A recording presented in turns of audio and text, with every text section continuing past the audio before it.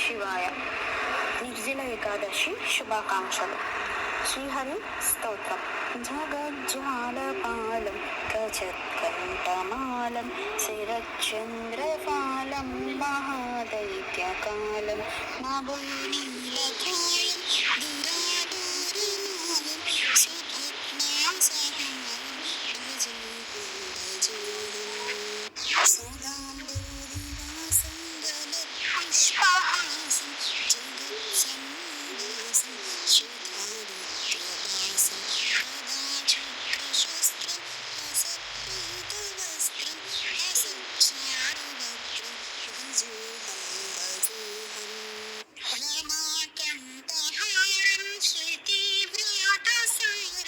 జలాంతర్విహారం ధరాభైరహారం చిదానందరూపం మనోహారిరూపం ధృతానీకరూపం భజేహం భజేహం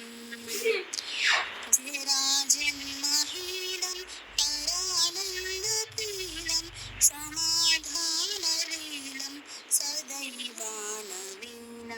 జగజ్జన్మహేతుం సురానీకకేతుం దృఢం విశ్వసేతుం భజేహం భజేహం కృతాంనాయగానం ఖగాదీశయానం విముక్తైర్నిదానం హరారాతిమానం స్వభక్తానుకూలం జగద్వృక్షమూలం నిరస్తార్థశూలం భజేహం భజేహం సమస్తమరేశం ద్విరేపావకేశం జగద్బింబలేశం హృదాకాశదేశం సదా దివ్యదేహం విముక్తాఖిలేహం సువైకుంఠగేహం భజేహం భజేహం సురాలీబలిష్టం త్రిలోకీవరిష్టం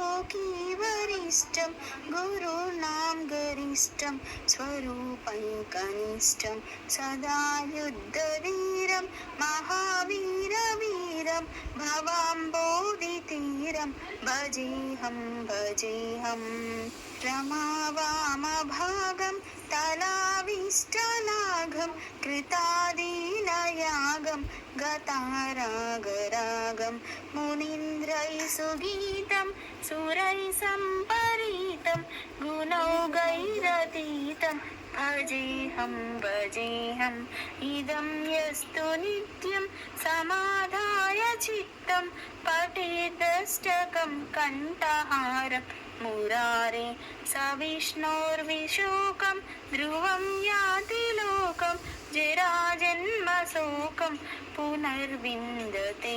please like చేయండి, share చేయండి అండ్ సబ్స్క్రైబ్